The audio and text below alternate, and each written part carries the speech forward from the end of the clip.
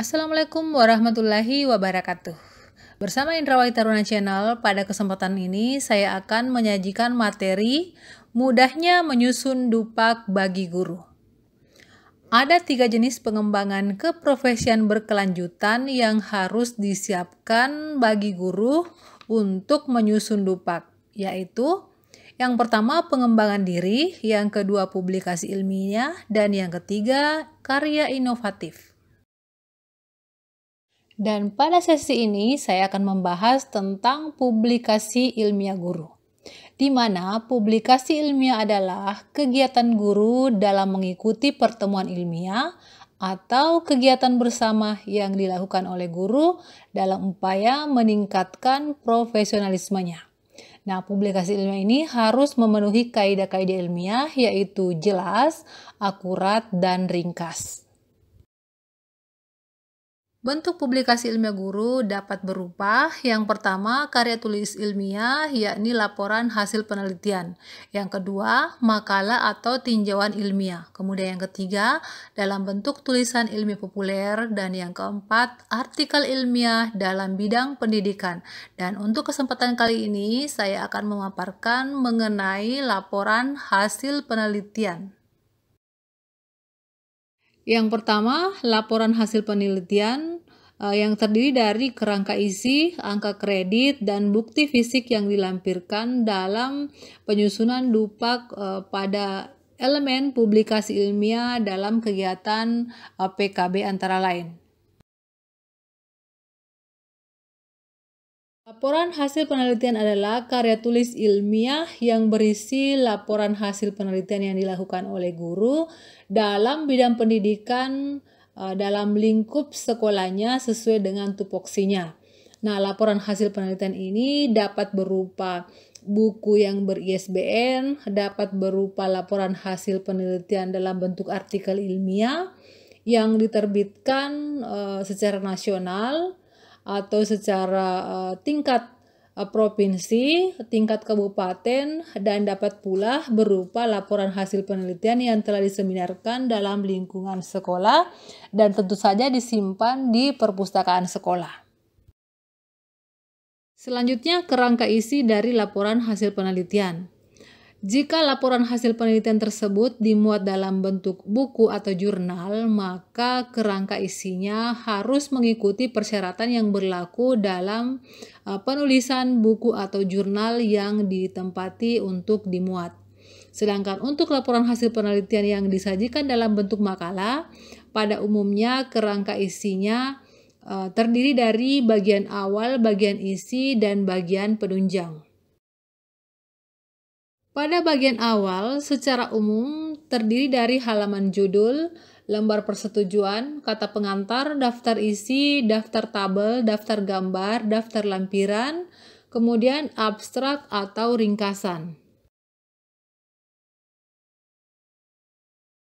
Sedangkan pada bagian isi umumnya terdiri dari beberapa bab yang terdiri dari bab pertama, pendahuluan yang menjelaskan tentang latar belakang masalah, perumusan masalah, tujuan dan kemanfaatan hasil penelitian. Kemudian bab kedua terdiri dari bab kajian atau tinjauan pustaka. Bab ketiga, bab metode penelitian, dan bab keempat berupa bab hasil dan diskusi hasil kajian, dan terakhir bab yang kelima yaitu kesimpulan dan saran.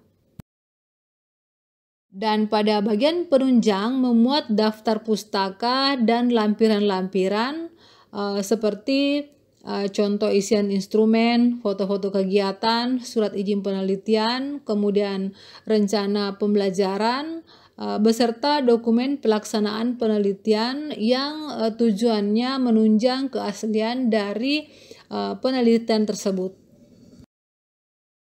Berikutnya, bukti fisik yang diperlukan untuk penilaian angka kredit dalam penyusunan dupak. Antara lain, yang pertama, jika dalam bentuk buku asli atau fotokopi, maka harus jelas menunjukkan keterangan nama penerbit, tahun terbitan, serta nomor ISBN-nya. Jika buku tersebut diedarkan secara nasional, maka harus disertakan pernyataan dari penerbit yang menjelaskan bahwa buku tersebut telah beredar secara nasional. Kemudian yang kedua, dalam bentuk majalah atau jurnal ilmiah asli atau fotokopi harus menunjukkan adanya nomor ISSN, tanggal terbitan, susunan dewan redaksi dan editor. Bila jurnal tersebut dinyatakan telah terakreditasi, harus disertai dengan keterangan akreditasi untuk tingkat nasional. Kemudian yang ketiga, dalam bentuk makalah laporan hasil penelitian, maka harus dilengkapi dengan berita acara yang membuktikan bahwa hasil penelitian tersebut telah diseminarkan minimal dalam lingkungan sekolah atau madrasah.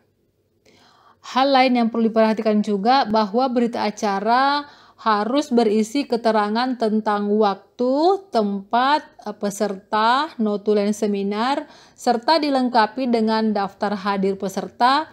Minimal jumlah pesertanya adalah 15 orang guru yang berasal dari 3 sekolah yang sederajat.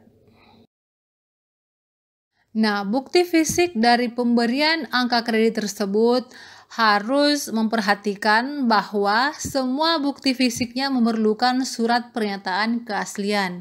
Kemudian yang kedua, harus menyertakan surat keterangan dari perpustakaan sekolah bahwa arsipnya tersimpan di perpustakaan sekolah.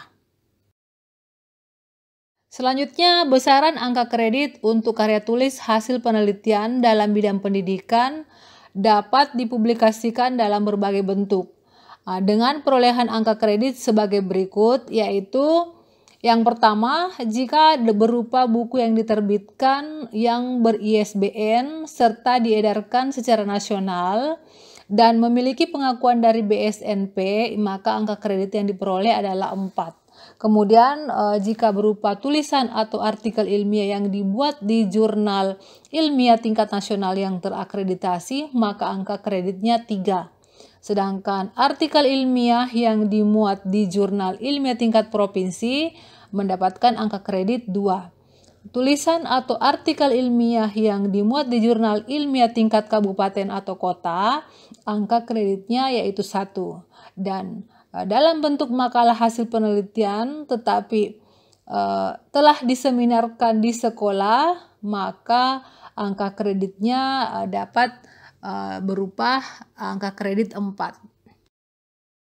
Nah, teman-teman, itulah penjelasan kerangka isi angka kredit beserta bukti fisik yang dilampirkan dalam menyusun dupak pada publikasi ilmiah dalam kegiatan PKB, khususnya terkait dengan laporan hasil penelitian. Mudah-mudahan informasi yang saya share ini bermanfaat. Terima kasih, mohon maaf atas segala kekurangan. Assalamualaikum warahmatullahi wabarakatuh.